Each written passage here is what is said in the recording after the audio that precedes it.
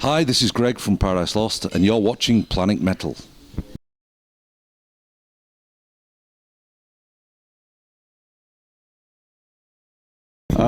Yeah, I'm here with Greg Mackintosh of Paradise Lost. They are currently on tour with Lacuna Coil and Catatonia in Europe. Greg, how's the tour so far? It's been really great because, I mean, both bands were friends of ours before this, so I knew it would be an easy tour, but yeah, very successful as well. Lots of, I mean, last night we played, where did we play yesterday? Do you know, I can't remember, but it was fucking great. Every band went down great, you know. So. It gets blurry with the time.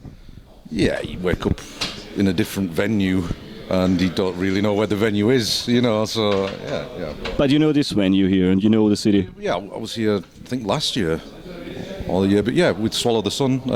I think so, it was last year, yeah. Yeah. So you got a new album out. It's not quite new, but it's a kind of a birthday album. The band is 25 years old now.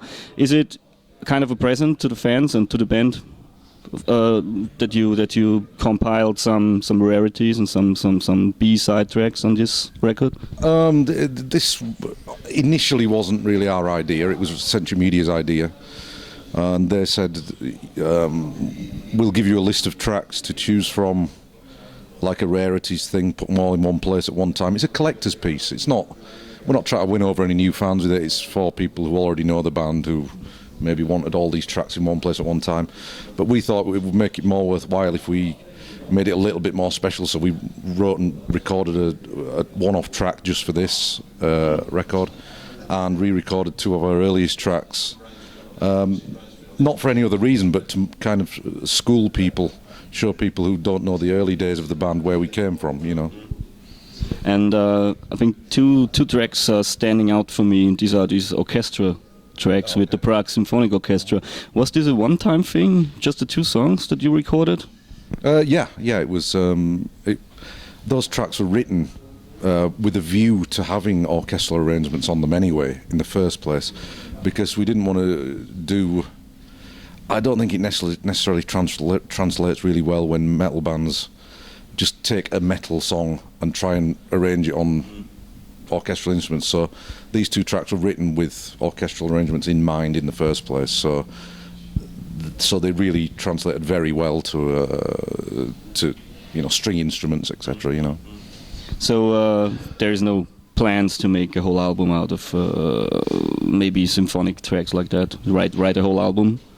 Never say never. It's not in the forefront of my mind right now, but you never know. You know, I've always been a big fan of classical music and soundtracks and things like that. But you know, it depends. Albums are snapshots of what you feel like at the time. So you know, if next year when we're writing new material, if that comes to the forefront, then maybe, you know, who knows. You know. And you did a cover version of "Missing" by Everything But the Girl. How did it came about that? Is it a song you all like in particular, or is it just because it's so unmetal? It's just a good song. It's very sad. It's very sad. It's very melancholy, and just because it isn't a metal song doesn't mean it won't translate well on other instruments. You know, yeah. You know, with some cover versions are always a bit of a grey area, really, because you know, they make you not like the song after you've done it, because you have to learn it and listen to it a million times, and then you kind of start to not like the song that you've done. So if we're going to do a cover version, we always want to do one that we can change completely and make our own thing out of, because I wouldn't, for instance, want to do a cover of another metal band, because I don't see the point. You know, it's best to do things that are totally different to you. You know? So it's what I said, it's songs that are really unmetal are more attractive to rewrite as a metal song. Yeah, that's a reason for doing it, but the song still has to be a really good song. Yeah, it is. I like it, but it's very old. Yeah, but we've done older songs than that. We've done some cover versions of really old stuff. You know. I mean, it's out of 80s. It's an 80s song, a 90s song. I don't know. I think it's early 90s. Yeah. But it's at least 20 years old. Yeah. Well, aren't we all? Yeah. To come back to the time span which the band exists now, it's since 1988. When you look back on these 25 years, what are the most vivid things that come in mind in the first place? It's usually the stuff from the very early days that comes straight to my mind, because I don't know whether it's a long-term memory, short-term memory loss, but in all the middle stuff, all the last maybe 20 years, kind of seems to have gone very fast. Like really, really, you have a writing, recording year, a couple of touring years, and then you're back writing and recording again. So it kind of goes pretty fast. It's the real early days when you're traveling around in the back of a van around Europe and getting every disease known to man, and just feeling around in the dark. That's the stuff that really just reminds me of why I do this, because we're just a bunch of friends who liked a bit of music, and that was it, and that's the reason to keep doing it, really. And you still are. That's important. Yeah. That's I think when young musicians say, "Oh yeah, how do you get this deal? How do you do that deal?" They're thinking about it in the wrong way straight away. You shouldn't be thinking about getting deals and selling so many of this and being this famous and what money and girls and whatever, because it's totally the wrong way to approach it. You've already got the wrong idea in your head straight away. Do it for fun. Well, many of the bands that come out new on this big market, I think they got the wrong attitude. Yeah, but I was kind of lucky to come from a scene that was very small at the time.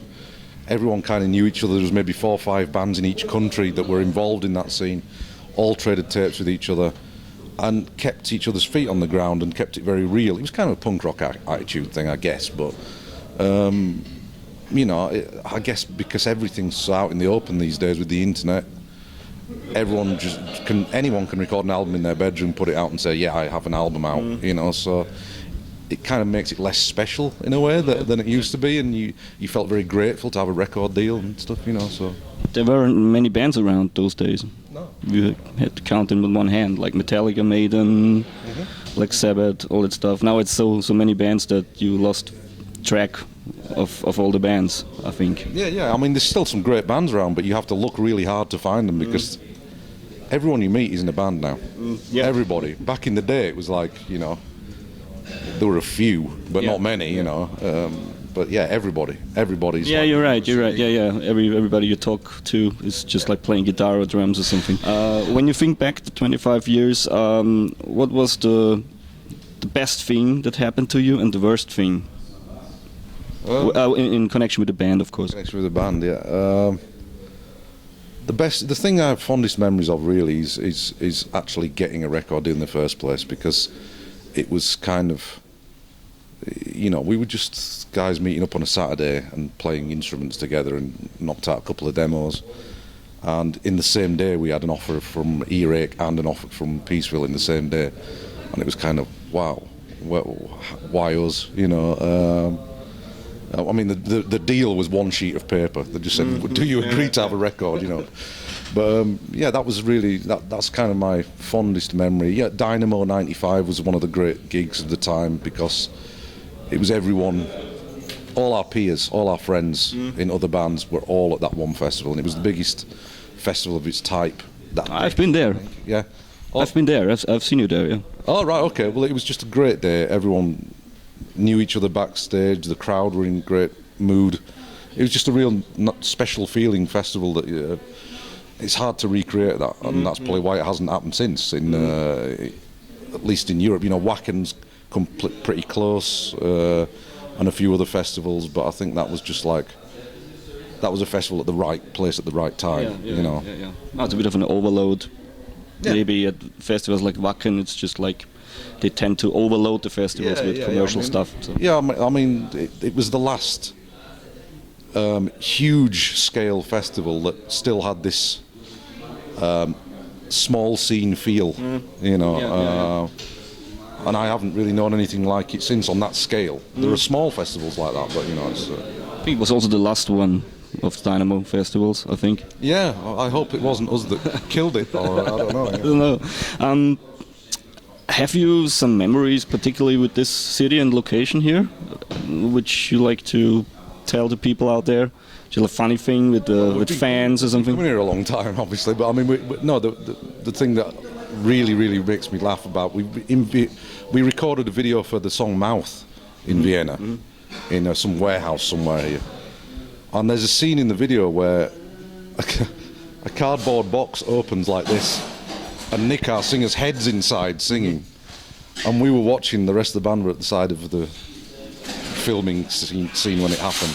And we just could not stop laughing the whole time. And the director got really annoyed with us and sent us out of the building. And he's never lived it down. We see that video now, and it's just as soon as the cardboard box opens, it's like... I think I remember the scene, yeah. Yeah. This was in Vienna? That was in Vienna, yeah. Okay, I didn't know that. Yeah. When the nowadays Greg occasionally meets the 1988 Greg on the street and they start to talk to each other, what will you tell the 1988 Greg not to do or to do? Not to take everything so seriously, because I was very serious when I was a kid. Like, really, everything was life or death, and along the way you learn to laugh at yourself and laugh at everything around you, and that's probably the biggest thing I would say, because apart from that, I'm not that much different. You know, in fact, it's probably midlife crisis, but I'm exactly the same as I was when I was 18. But yeah, I definitely don't take things as seriously as I used to, you know. But you're British, so you can laugh about yourself as well. I couldn't when I was 18. It was like so serious all the time, and you can have serious music and have a laugh, you know. Is that why the first two Paradise Lost records were very dark and like, yeah? No, that's just the kind of music we were into, I think, at the time. Because not all the band was like that. Nick's never been serious. Yeah. No, it's just I was just overly serious for some reason. I don't know. I always thought it was the other way around. You would think so, but no. He was the one who had a laugh. I was the serious one. And now he's kind of probably more miserable than me now, I think. Okay. It's close, but yeah. So you have still fun going on stage every night with, you are all past 40 now? Yeah, 43.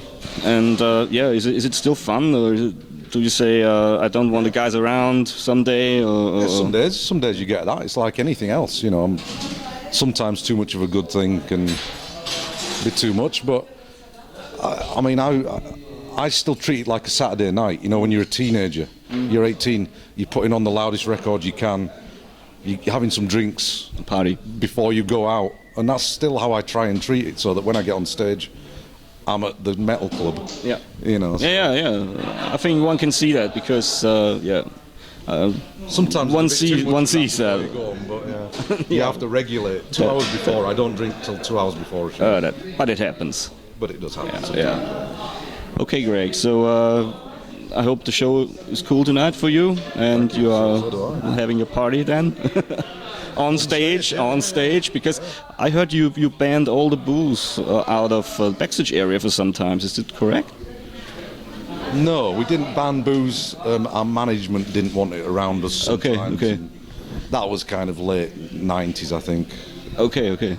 Early 2000s, we were getting a bit wasted and having to get walked on stage and things like that. So, you know. Do you think Paradise Lost music is just possible because the band's from Britain? Like it's like the music from My Dying Bride or something, or Anathema. I think as people we are very, very Northern English. There's a very big difference between the Northern and Southern English.